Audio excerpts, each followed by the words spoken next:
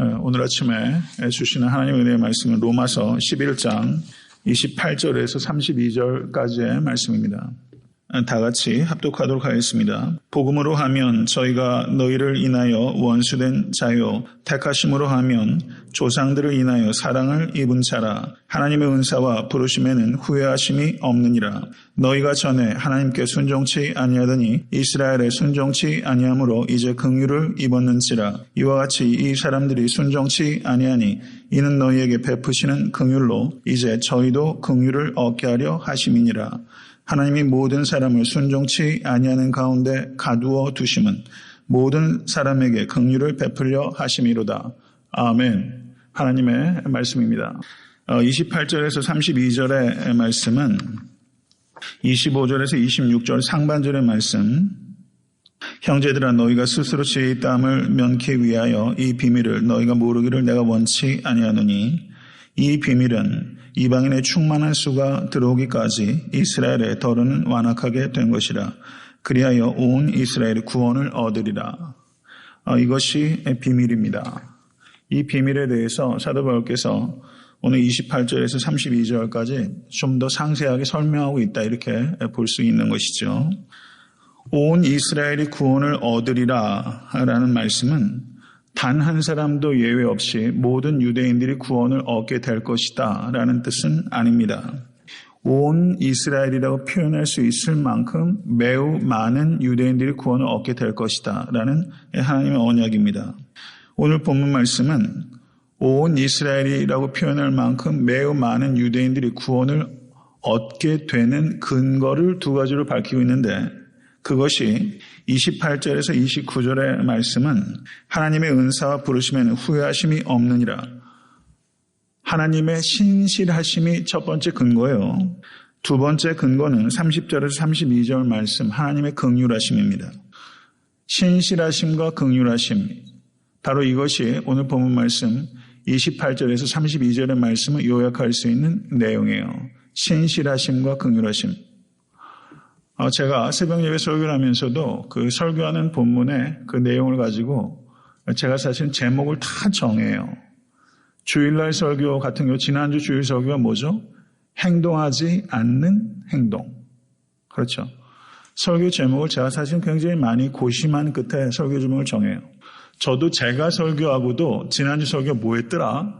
이렇게 생각이 잘 안 날 때가 있대요. 그런데 뭐가 탁 클릭이 되면 설교가 쫙 풀려요. 뭘로 클릭이 되죠? 제목으로 클릭이 되는 거예요. 그래서 제가 제목을 정할 때는 대충 짓지 않아요. 이 책을 출판할 때도 제목을 잘 지면 책이 잘 팔려요. 왜냐하면 책이 제목에 단서가 있거든요. 그 단서를 통해서 모든 것들이 물꽃처럼 쭉 풀리거든요.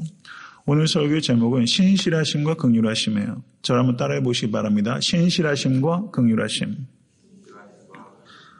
하나님의 신실하심과 하나님의 긍휼하심 때문에 우리가 구원을 얻습니다. 믿으십니까? 구원의 근거는 우리에게 있지 않아요. 전적으로 하나님의 신실하심과 긍휼하심에 있는 것을 믿으실 수 있게 되기를 주님을 간절히 축원합니다. 28절의 내용을 보시면 유대인들이 두 가지 대조적인 그 위치를 가지고 있어요. 복음으로 하면 저희가 너희를 인하여 원수된 자요.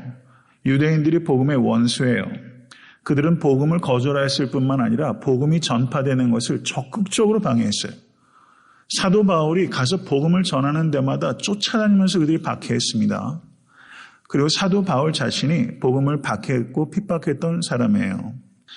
원수된 자였습니다. 그 다음에 택하심으로 하면 조상들로 인하여 사랑을 입은 자라.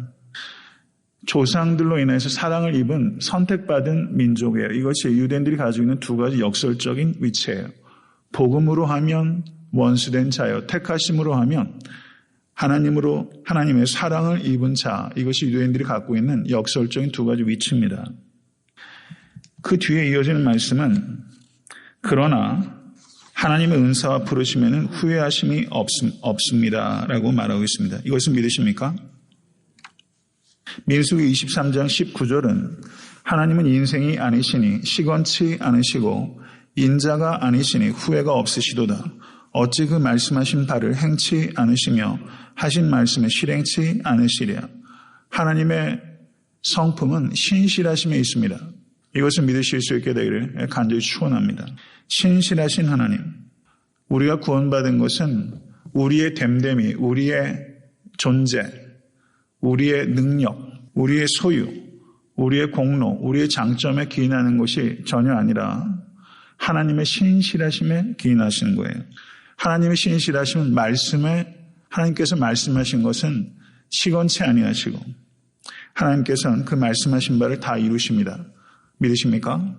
사람은요, 말한 대로 다 하는 사람 없어요. 의도했던 의도하지 않았던 우리는 참 시건 많이 하면서 살아요. 이번 주 안에도 우리는 많은 시건을 하면서 사는지 몰라요. 저도 가끔가다 제가 설교 때 설교를 제가 유심히 많이 들어요. 제 설교를. 그러면서 그때 저 말은 조금 과했다. 이렇게 생각이 드는 말이 있어요. 진심인데도 불구하고 적절하지 못했다. 저거는 제 감정이 너무 지나치게 드러났다라든가 아니면 조금 경솔했다라든가. 저는 개인적으로 지지난주 수요일 날 설교하면서 제가 너무 경솔하게 말한 것 같아요. 전혀 의도한 바가 아닌데. 굉장히 속 썩었어요. 그래가지고 일주일 동안. 어떻게 그런 말을 했을까? 순간적으로. 이게 정신이 나간 거죠. 원고 그대로 따라하자니 그것도 그렇고. 그래서 원고를 철저하게 준비하고 강대상에 올라가면 그냥 하나님 인도하시면 이렇게 맡기고 그냥 이렇게 하는데 경우에 따라서는 좀 표현이 적절하지 못했다든가 아니면 저거는 정말 잘못 얘기했구나. 제 의도한 바는 상관없이 성도님께 잘못 오해할 수 있겠구나. 이런 생각이 드는 부분들이 있어요. 제가 드린 말씀은 이분 강대상 앞에서 전하는 말씀조차도 의도하지 않더라도 조금 거짓이 있을 수 있고 과장이 있을 수 있고 오해받을 수 있는 소지가 있을 수 있다는 것을 항상 저는 경계해요. 근데 하나님의 말씀은 그렇지 않죠. 하나님 신실하신 하나님, 시건치 아니하신 하나님, 후회가 없으신 하나님, 그 말씀을 다 실행하신 하나님, 하나님을 사랑하지 않을 수가 없습니다. 하나님 본받으시는 여러분과 제가 될 수 있게 되길 간절히 축원합니다. 믿음은 무엇입니까? 믿음은 하나님의 faithfulness, 하나님의 신실하심을 face 하는 거예요. 하나님의 신실하심을 믿는 거예요. 하나님의 신실하심을 믿는 성도는 그 신실하심을 본받습니다. 믿음이 있는 성도는 믿음이 가는 사람이 되어야 돼요. 이 말 괜찮죠? 믿음이 있는 성도는 믿음이 가는 인간이 되어야 돼요.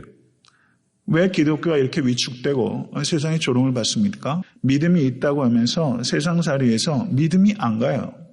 믿음이 안 가요. 사회적으로 큰 국난과 어려움이 겪으면 신앙 유무를 떠나서 그래도 믿음이 가는 공동체는 교회다. 이렇게 돼야지 교회가 힘이 있죠.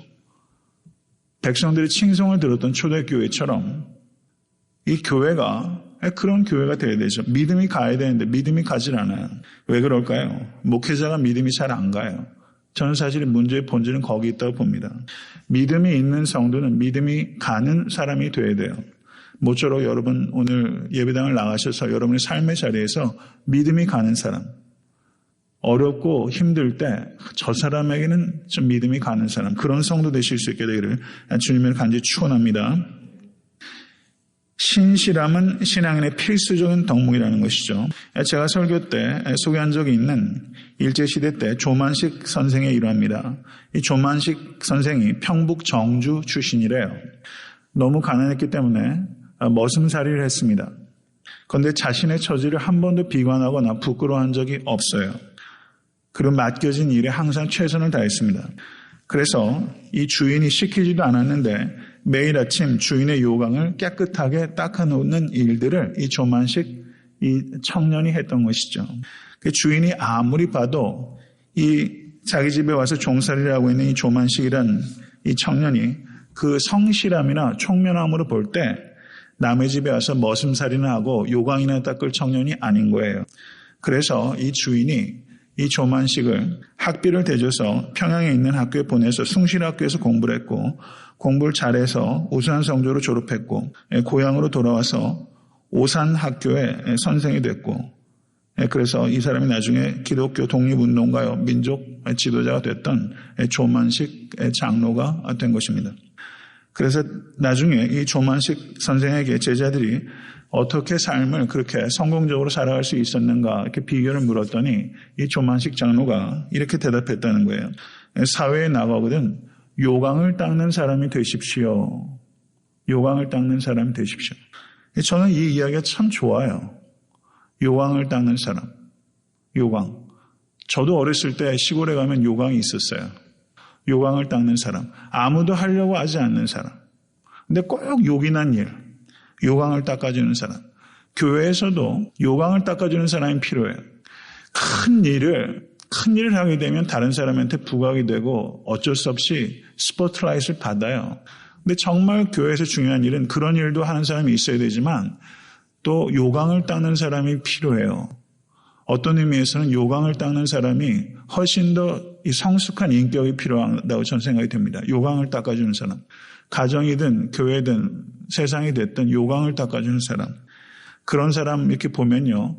목회자 입장에서도 일단 제가 먼저 그런 사람이 되어야 되겠지만 성도들 가운데 교회에서 요강을 닦는 사람을 보면 얼마나 믿음이 가고 고마운지 몰라요. 정말 고마워요. 신뢰가 가요. 모쪼록 요강을 닦는 자세로 신실하게 살아가실 수 있는 우리 모든 성도 되실 수 있게 되기를 주님의 간절히 축원합니다.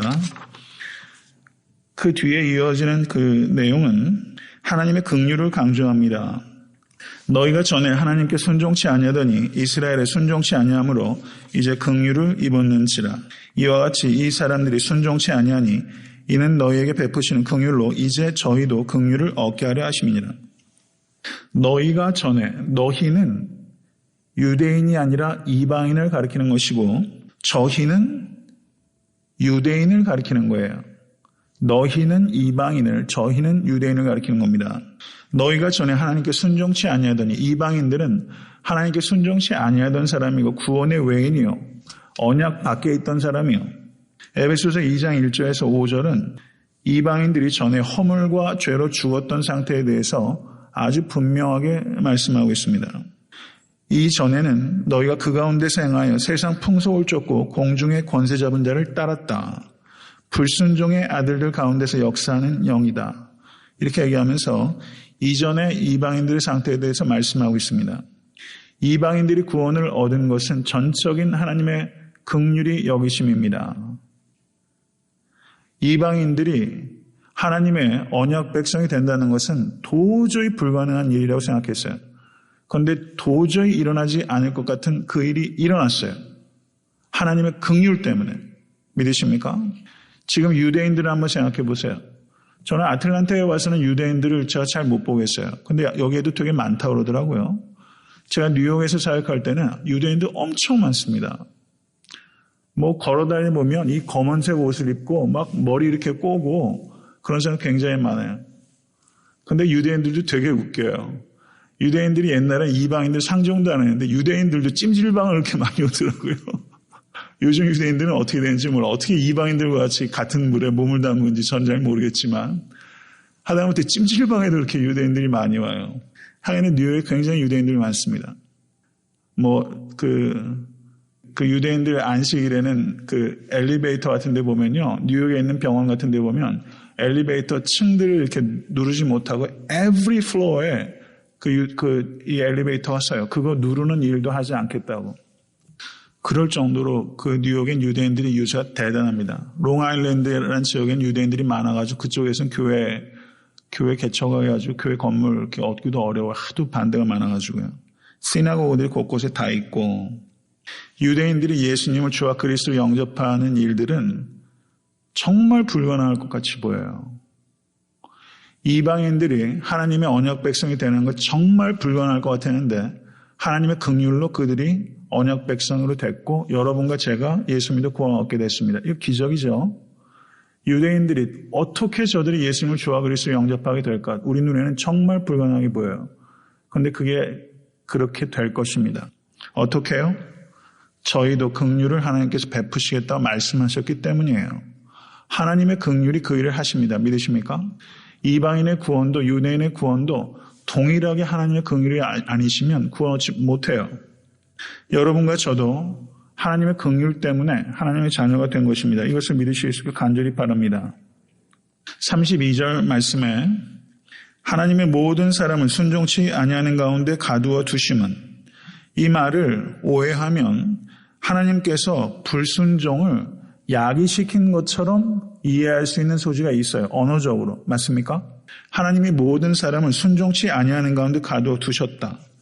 이 말은 불순종을 하나님께서 하나님의 긍휼을 돋보이게 하시려고 인간을 불순종하게 하셨다. 이런 뜻이 아니에요. 불순종의 원인은 하나님께 있는 것이 아니라 인간에게 있는 것입니다.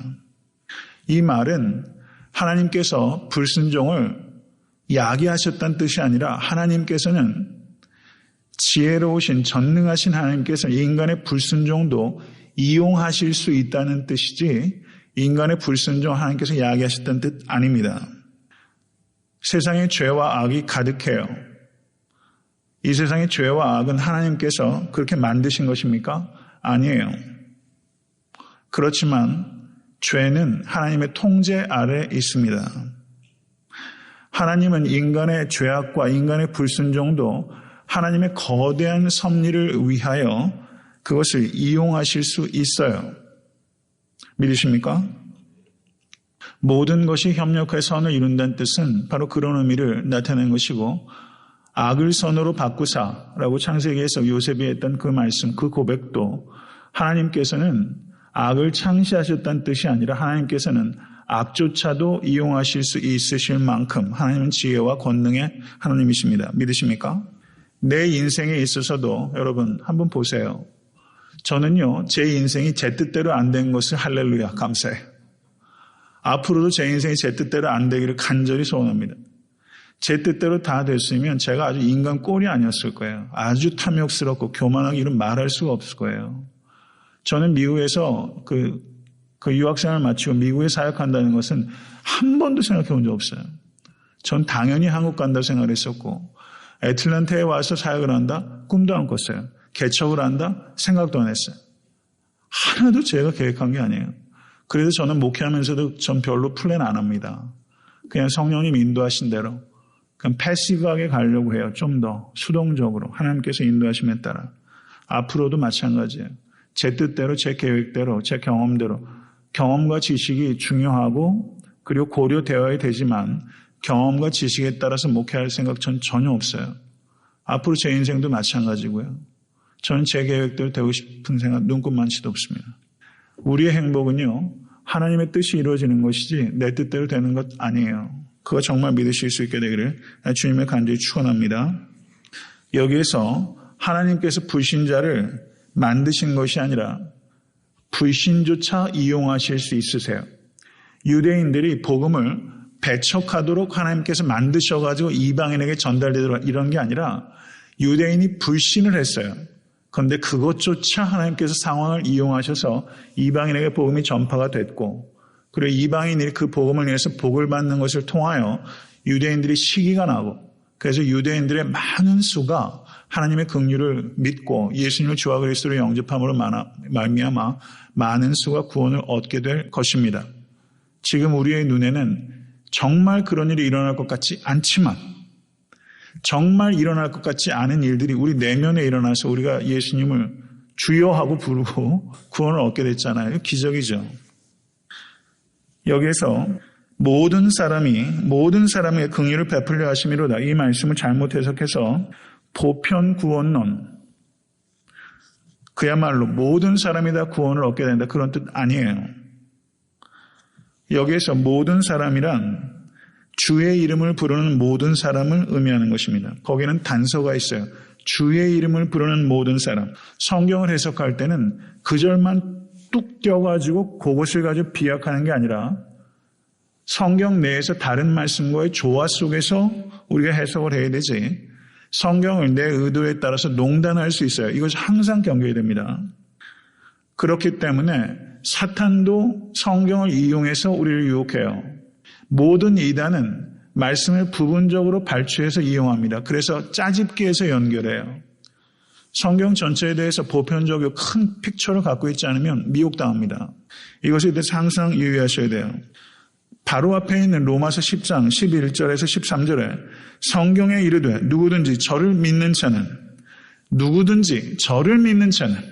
저를 믿는 자들이라는 컨디션이 있잖아요. 누구든지 저를 믿는 자는 부끄러움을 당하지 아니하리라 하니 유대인이나 헬라인이나 차별이 없습니다. 한 주께서 모든 사람의 주가 되사 저를 부르는 모든 사람에게 부유하시도다. 누구든지 주의 이름을 부르는 자는 구원을 얻으리라. 할렐루야. 믿으시죠? 누구든지 주의 이름을 부르는 자는. 여기에서 모든 사람의 긍휼을 베풀려 하십니다 라고 했을 때 이 모든 사람은 주의 이름을 부르든지 석가를 부르든지 알라를 부르든지 상관없이 모든 사람에게 보편적인 구원을 베푸시는 sounds good. 좋은 얘기. 인간적인 얘기. 그거는 인간이 만드는 거짓 복음이죠. 실제 복음은 그렇지 않아요. 만약 그렇다면 예수께서 헛되이 죽으신 거죠. 그럴 수 없습니다. 모든 사람에게, 여긴 단서는 주의 이름을 부르는 모든 사람의 긍휼을 베풀려 하십니다 라고 말씀하는 겁니다. 말씀을 요약하겠습니다. 오늘 설교의 제목은 주제는 신실하심과 긍휼하심에, 하나님의 신실하심을 믿는 성도는 믿음이 가는 인간이 되어야 됩니다. 하나님의 긍휼하심으로 내가 구원을 얻었다는 것을 진심으로 받아들이는 사람은 인간의 가장 중요한 핵심은 하나님의 긍휼하심이라는 것을 믿는 사람이에요. 미국의 허버트 험프리라는 유명한 상원의원이 있었습니다. 정치 세계에서 긍휼의 의미가 무엇인가라고 질문을 받았을 때 그가 뭐라고 말했냐면, 미국 연필 한번 생각해 보세요. 노란색 연필 끝에 뭐가 있죠? 하얀색 고무가 달려있죠. 지우개. 그러면서 정치 세계에서 긍휼은 긴 연필 몽다리 위에 달려있는 고무 지우개와 같다.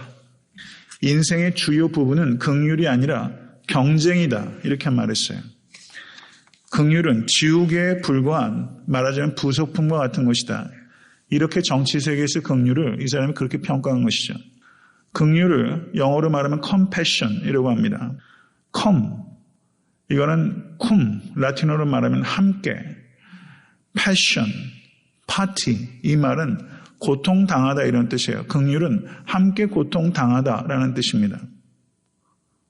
하나님께서 우리 안에서 우리와 같이 고통당하시는 스프랑크니저마이, 불쌍히 여기셨기 때문에, 아파하셨기 때문에 우리가 긍휼을 입어서 구원 얻게 된 것입니다. 믿으십니까?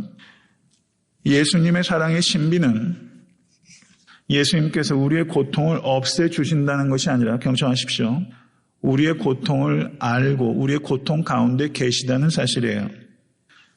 치유보다 중요한 것은 치유의 원인이 되는 주님의 긍휼입니다. 이것을 우리가 깊이 생각해야 돼요. 그래서 한 사람의 가치는 그가 경쟁에서 이긴 그 결과에 따라서 그 사람이 평가되는 것이 아니라, 한 사람의 가치는 그 사람에게 베푸신 하나님의 긍휼이에요. 여러분과 제가 갖고 있는 가치는 내가 세상에서 뭘 가지고 있고 뭐가 됐고 능력이 있고 소위 말해서 스펙이 우리의 가치를 결정하는 것이 아니라 하나님의 긍휼, 나에게 베풀으신 하나님의 긍휼이 나의 가치예요. 믿으십니까? 그것이 나의 가치예요. 오직 하나의 가치. 그래서 다른 성도들을 볼 때도 그 사람의 가치는 하나님의 긍휼이에요. 그런데 교회가 정말 그렇게 되기까지는 많은 시간이 걸리죠. 목회자조차도 성도들을 볼 때 하나님의 긍휼이라는 관점에서 보지 않고 세상적인 관점에서 목회자들이 성도들을 파악하고 그리고 성도들을 보고 하는 일들이 되게 많죠. 저한테도 아직도 그런 것들이 아주 뿌리 있게 있는지도 모르겠어요. 아주 싹 뽑아내야 됩니다. 오직 하나님의 긍휼하심이 나와 그리고 다른 성도들의 가치를 결정해요. 이것을 정말 삶의 중심으로 받아들이실 수 있는 여러분과 제가 될 수 있게 간절히 바랍니다. 예수님께서 많은 병자들을 고쳐주셨어요.